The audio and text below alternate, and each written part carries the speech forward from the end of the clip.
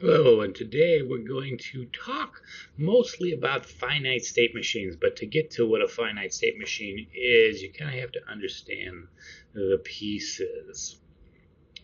And when we say the pieces, we're going to be talking about all these circles. These slides today are kind of brought to us by a book by Alquist and Novak that unfortunately is out of print, so you can't get to it, but this information is still out there.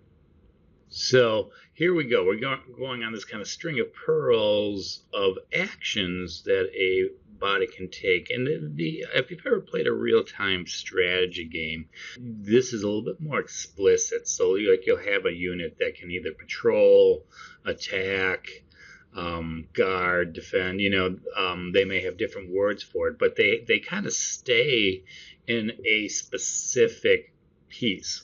Now, when a player in a first-person shooter plays, his actions are explicitly done by the actual player controlling the protagonist.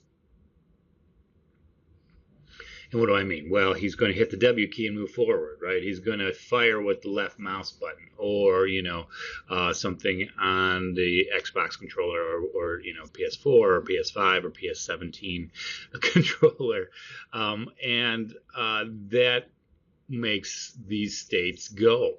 But in AI, we're also thinking about who's doing the attacking, because obviously you can't have a system that just essentially has people standing around, because it'd provide no challenge. At the same time, you can't have every enemy on the map immediately converge upon the point where the protagonist is, unless of course it's like tower defense. But even then, they'll stagger that. But if they do that in a real game, then all of a sudden the challenge is for like about all of 30 seconds, and then the map will be clear. So these individual objects or individual antagonists have to kind of stay in what we refer to as states. They can be idle. When they see you, they can fire, and so on and so forth. And this can stretch to party as well. So let's say I have 5 people in my party. I have a party of 6. I can't control all 6. I can only control 1, and then hopefully the other 5 will back me up, essentially. And again, with real-time strategy, you'd have an umpteen amount of people you can control, but you can't micromanage them unless it's like in a turn-based system kind of approach, which obviously real-time does not allow for. So you have to have them maybe guard or patrol, or go in a circle, something of that nature, until they either see something, or you give the advance to attack. So they created this thing called a finite state machine to handle this. This is probably one of the most basic ways to do it. There's a lot of other ways now that we have more advanced AI to kind of handle these things, but this is a good, solid way of doing it, and it's still employed very often. The original finite state machine was actually made by, I believe, Johns Hopkins University, which was a real life machine. It was a little robot that could plug itself into the wall, and it had 2 states: move, go around, and then when the battery got low, plug itself back in and charge itself. So, well, I guess it technically it'd be 3. It'd be moving around, finding, and then recharging. And those were those specific states that it had to do. And if you think about those kind of states, they all require a specific amount of programming. And it's quantized. And by that, I mean it is separate and probably doesn't overlap a whole lot with the other one. So if I'm in my search state, where I'm searching for an outlet, that is going to be totally different than just sitting, resting, and just recharging, because recharging, really all I'm doing is monitoring my energy levels until I'm done, and then I kick out. That's it. It's like almost like a Boolean. with an event handler attached to it. And then but the finding, it would actually require spatial recognition, moving, and so forth. So you can have these kind of more advanced pieces. And the only thing I really want you to pick up from this, because we'll have a couple other more simpler pictures of this, is that the things in the rounded rectangles are states, and the arrows are transitions. So you stay in a state where you kind of redo your programming over and over and over and over again, and then transitions kicks you out of that. So in other words, in this case, fire, let's say I am an AI and I'm coming to get you. I finally see that you're within a specific distance of me and you're in front of me. So that means it turns on a state called fire, where I just keep shooting at you. But then lots of things can happen. I can run out of ammo. In this case, this finite machine doesn't worry about it. But you might run away, in which case I might go back to idle. And so there is a specific order here that will happen, and we'll talk about this a little bit more in the following slides. And there's always this kind of issue of granularity, and we've talked about granularity in terms of story writing, and granularity comes in so many pieces. You want to write it small enough that it's not convoluted, but if it's too small, you're going to have thousands and thousands of these little different states. And states are going to be different than creating objects, creating classes, creating methods. Generally, when you do a method, you only want it to do one thing, same with a function or a procedure. But when you create those things and they have very limited ideas, that's a good thing, because it'll keep your programming light and efficient, and will probably run faster thanks to all of this stuff. But here, granularity or size, you can have it do multiple things in a specific state. So let's say you're making something move. Its state is to move from point A to point B.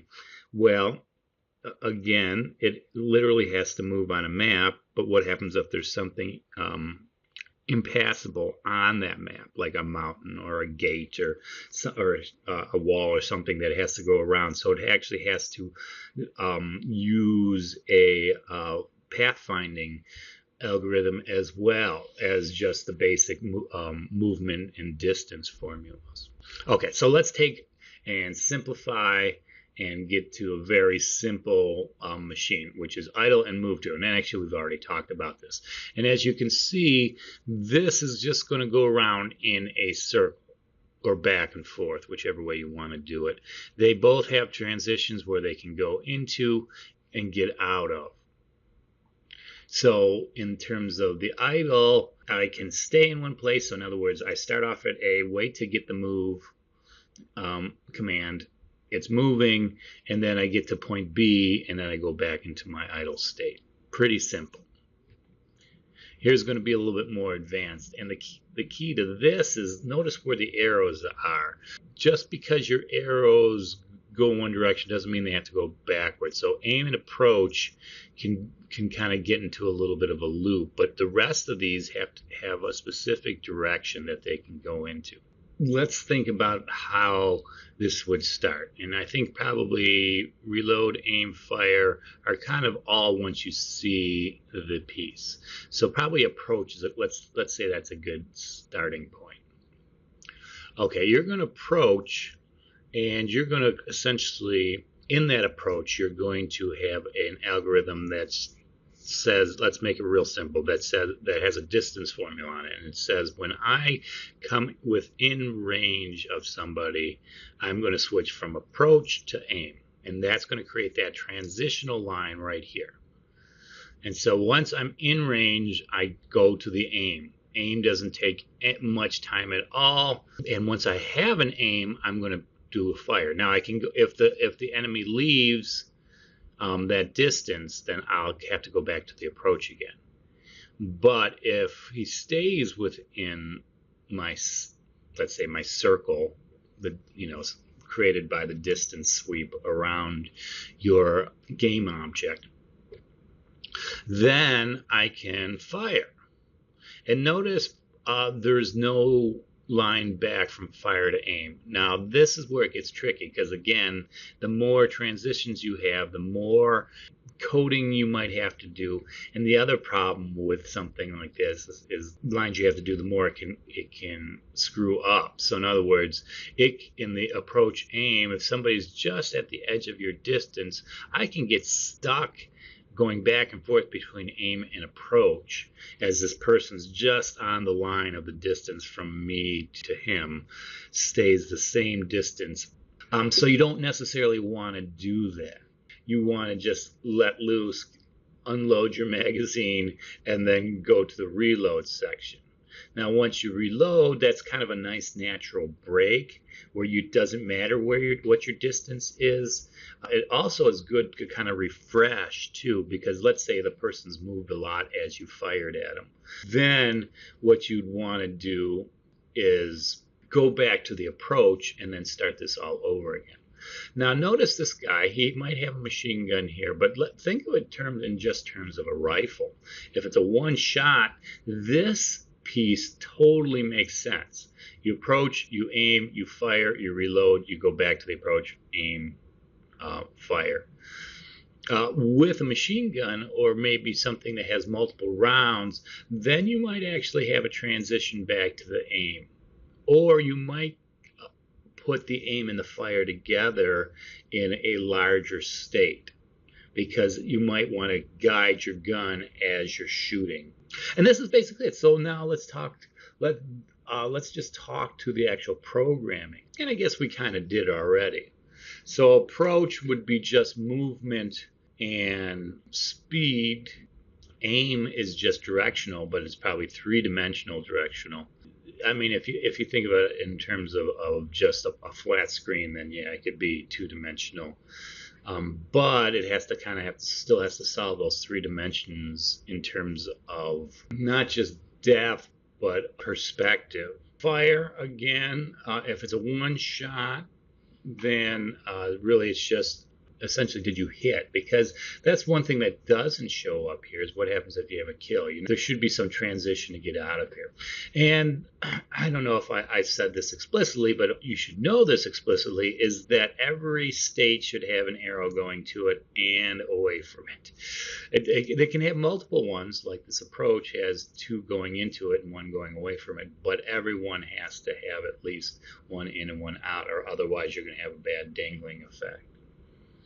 And then, of course, the reload, that is just essentially a time. Most of reloads are just fake. You say, okay, hold the player up for half a second and then let them shoot again. Transitions themselves have to use some type of evaluation.